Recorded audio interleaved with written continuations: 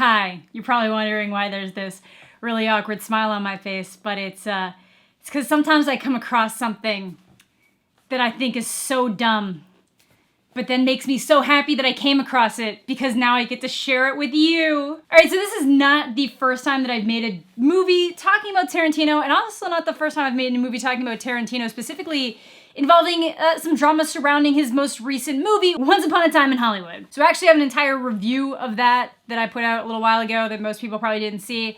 But I also made a video talking about the drama that was surrounding the Cannes Film Festival when a reporter specifically asked, why Margot Robbie wasn't really featured that heavily in it, and he got to deliver the classic, "Well, I just reject your hypotheses." Best line, best response ever. But again, he had been making it pretty clear that while the Manson murders are kind of a landmark point in the movie, the purpose of the movie is not the Manson murders. It's not really about that. That's not supposed to be the central focus. It's just supposed to be something that's happening. But my God, somebody asked me, they're like, "Amanda, what do you think of that new Tarantino controversy going on?" And I was like, "New Tarantino controversy? What could you mean?" And then I find this article on NBC, and it's in their hot take category.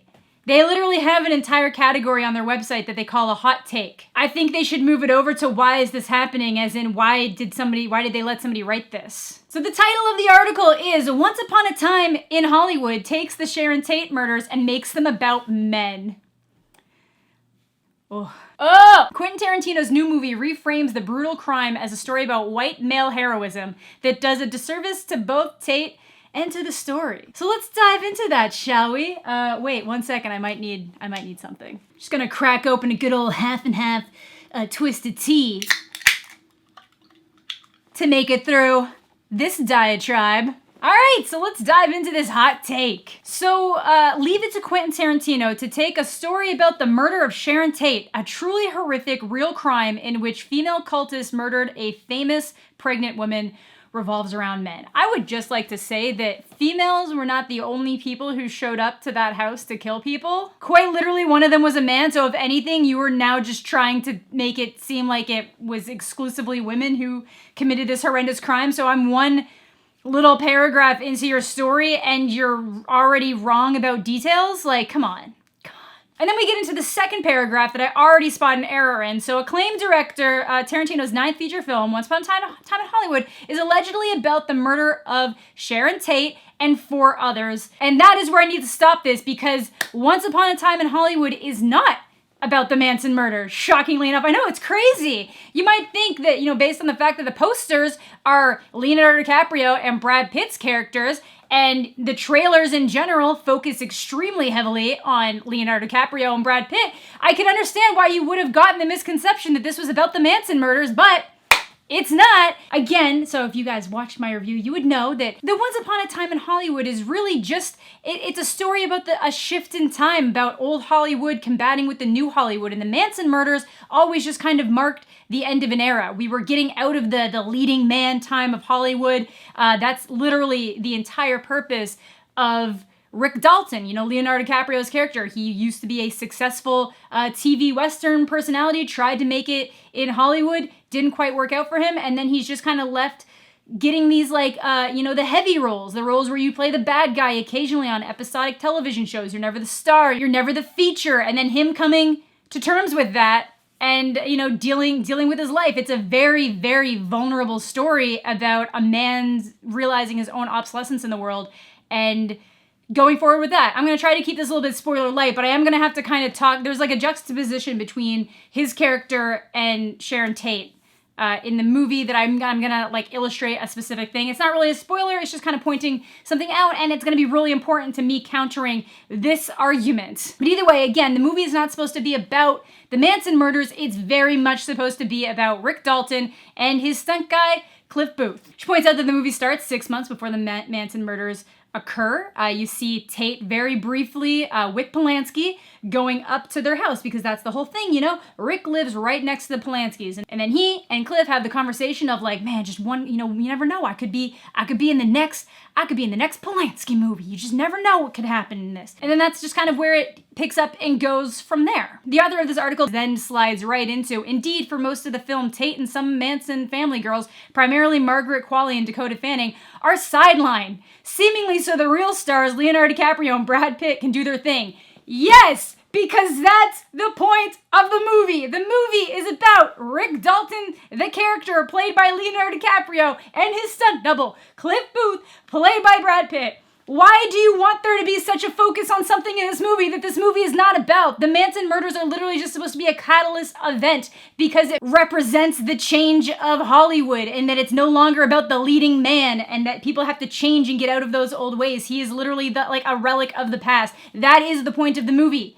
That is the point of the movie. It's not supposed to be about the Manson murders. She does at least go on to point out that, Tarantino frames his analysis of the clash between old and new Hollywood around 1969 and the Tate murders because the memory of this particular crime still holds a place of massive cultural importance. Obviously, it both, it happened in 1969. It was very close to the shifts into the 70s, obviously. So it both marked a cultural shift, a physical shift, and a literal shift. So that's at least that point. But then she's trying to say that it didn't focus enough on that, specifically saying that they take the opportunity they presented and mostly squandered it by reframing the murders as a story about white male heroism that does a disservice to both Tate and the story Tarantino was ostensibly trying to explore. But you don't seem to know what story he was trying to explore because you're getting real hung up on the fact that it's not focusing on the Manson murders enough.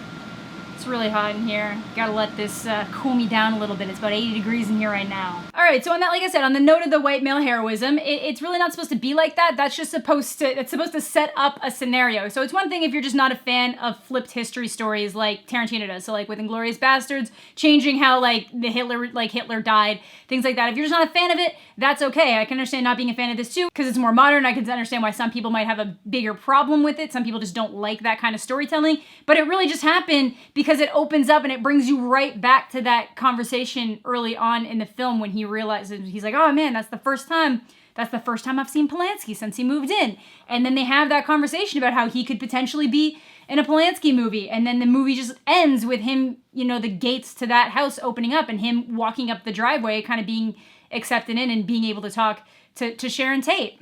And again, I honestly think if it was 100% focused on the Manson family and then you did actually try to tell the Manson murders the way they happened, you would just say that it was exploitative. And again, no movies dealing of the Manson murders can be worse than The Haunting of Sharon Tate. If you're gonna pick one of these movies to get pissed off at, it should be that one. Help me!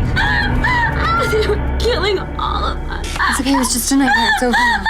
Specifically because, the sister says it was an abomination, and while the sister had a lot of reservations about Tarantino making this movie, he did send her the script, which she signed off on and was actually really happy with the way that he portrayed Tate in the movie. Again, it just goes on to talk about how for long stretches it focuses on the aging cowboy movie star Rick Dalton and his stunt double Cliff Booth. Then he goes in, when Sharon Tate is finally allowed to speak. A full hour into the film, we quickly lose sight of her again as the camera gets caught up in the whirl of bodies and a cacophony of cameo appearances in a restaging of famous Hollywood parties of the era. Again, this movie is not about Sharon Tate, but Sharon has a very, very important role, and her having more dialogue wouldn't have changed or made it better. I think that the way they used her was fantastic, which I'll get into, because he tries to go on to say Tarantino isn't interested in who Sharon Tate was, which I'm going to counter. He only cares about showing her as a sex symbol. That's part of it. Obviously, that's going to be part of it just because of who she was as a character. I really like this next line, though. If it were up to Tarantino, it seems, Tate's lasting impression on the audience would be her dirty, sockless feet. The Manson family members are also all dirty feet front and center of the camera, visually rendering both equal value. Apparently, someone doesn't watch Tarantino movies. I thought the feet being there was the weird part, but now I'm realizing that people are reading so deeply into this that you're the weird people. My God. Tarantino isn't interested in Tate because he's not interested in the new Hollywood she represents either. Okay, so this is where I really need to dive in here. So I love the juxtaposition between Rick Dalton's character and Sharon Tate's character. Sharon exists in this movie, obviously just to show, to lead in the build-up so that, they live right next door. But her way of dealing with herself is the polar opposite of Rick. So Rick's the kind of guy that when somebody says, you know, I did a double feature Rick Dalton movies last night, The 14 Fists of McCluskey, and I loved it. And rather than him being like, oh, you know, thank you so much for watching my movies, he's like, oh, you know, I sure hope that wasn't too much damage on the misses there. I hope that wasn't too much torture. And it's because he won't, even when he does something that other people enjoy, he doesn't feel like he can be proud of it because he's just not happy with his state in life. It's the vulnerability, like I mentioned in my review, shown by DiCaprio in this is just stunning. And then the juxtaposition of that is having Sharon Tate running an errand downtown, seeing that The Wrecking Crew is playing, and going inside to watch herself in this movie that had come out years before, and just reveling in the reactions of the people in the theater around her, just enjoying the portrayal. And, you know, her trying, when she's talking to people getting in and they don't know who she is, she's just kind of like, oh, you know, it's like the one who went on to do dirty films. It's really just to show that it's the complete counter of how Rick sees his career progression versus how she sees her career progression. She's just so happy to be in a position where she had ever made someone laugh or be entertained by a performance on screen, whereas Rick almost shies away from the compliments that he gets because he's just not happy with who he is and where he is as a person. And I thought that was a great addition to the movie, and I thought it was handled wonderfully. So the fact that this person is just trying to make it seem that Sharon Tate was just supposed to be this sex icon, she was just such a kind, pure force in this movie.